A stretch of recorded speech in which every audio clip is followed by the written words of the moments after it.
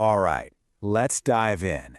We're about to break down a scene that really makes you question everything you think you know about heroes and monsters. This comes from the incredible dark fantasy world of YouTube creator Lone Lion. It's a story about a man, a monster, and the king who made them both. So you're going to want to stick around, because we're heading straight into a story where vengeance is literally the only thing left to live for.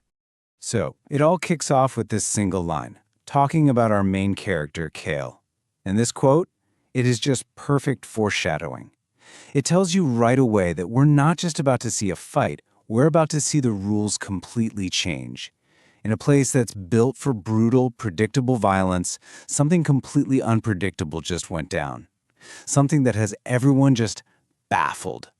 This isn't just another monster story. It's about what happens after the monster is made.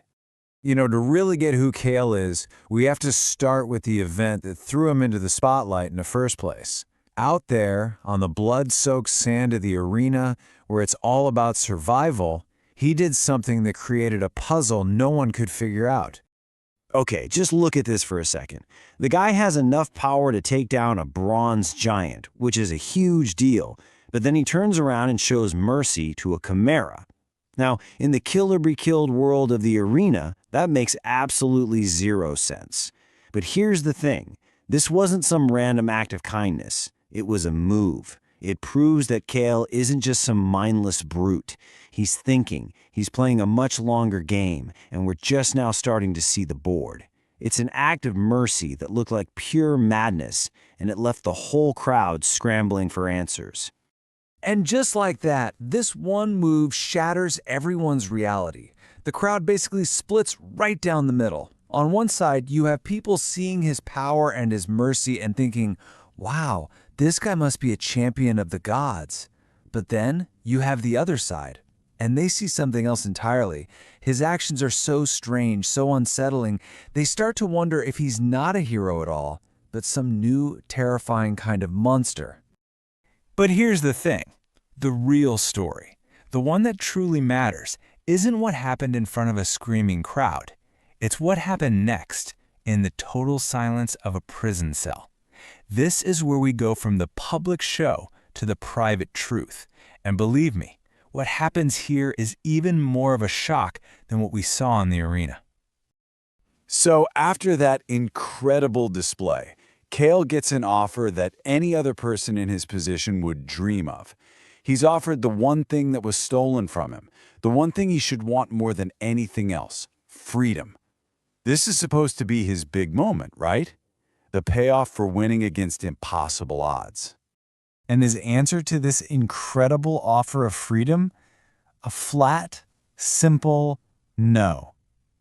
I mean, it's just stunning. That one word tells us his chains aren't made of iron. They're made of something much stronger, a purpose. So if a man trapped in a cage doesn't want freedom, what on earth could he possibly want? And that question changes everything we thought we knew about this character. For him, survival isn't the goal. Freedom isn't the prize. He's driven by something else, something far, far more powerful. And this is where we finally get to the heart of it. We finally find out what's fueling this man, what has kept him going through things we can't even imagine. And it's not just a desire, it's a hunger, a total famine that has consumed his every thought, his every action, his entire soul. Chilling. It was never about escaping the king's prison. It was about getting to the king himself. This one line just changes the meaning of everything. The arena, the mercy, turning down freedom, it was all part of one single-minded plan. This isn't just revenge. This is about taking back control. It's about showing the king that if you create a monster, you better not be surprised when it decides to turn on its master. Then, Kale just lays it all out. He explains step by step how he was made. And listen, this isn't just some sad backstory. It's a blueprint for how to dehumanize someone. A chilling recipe for how you strip a person down piece by piece until there's nothing left except a weapon. A very hungry weapon. As he's telling this, you get this terrifying look inside his head. His mind is basically a prison inside of a prison. He keeps repeating these words like a mantra, and it shows you he's just trapped, stuck in this relentless, awful loop with no escape, not even in sleep.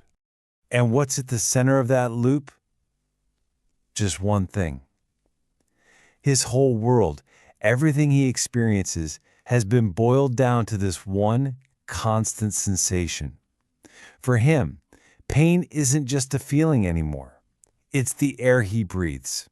It's the only thing that proves he's still alive. A continuous, never-ending reality. And then it gets even simpler, more focused. Only pain. When you take everything else away from a person, hope, freedom, rest, this is what's left. In that fire of pure suffering, he's forged a new kind of strength, a kind of strength that's either going to save him or utterly destroy him. So how did Kale become this engine of pure vengeance? Well, the answer is in the design of his torture. And this is where the creator of the series, Lone Lion, gives us a little peek behind the curtain, confirming that all of this was done on purpose. Lone Lion actually calls this whole system the Labyrinth. And he's really clear about this. It's not a physical maze with stone walls. It's a psychological trap. It's a state of being where the walls are made of fear, and it was built for one reason and one reason only: to break men, to turn them into something else. And this is probably the most important piece of the whole puzzle. The real conflict isn't Kale versus some monster in an arena. That was just the stage. The real war is happening inside his own head. He is fighting the very monster that the king so carefully and so cruelly created inside him. And this final line, it just ties everything together perfectly. It's a declaration. The king's project worked. He got his beast. But he made one huge mistake. He never thought for a second that the beast might get to choose its own prey. The weapon has now aimed itself at its own creator. And in this story, there's no happy ending. There's only a reckoning. Which leaves us all with this one final, chilling question.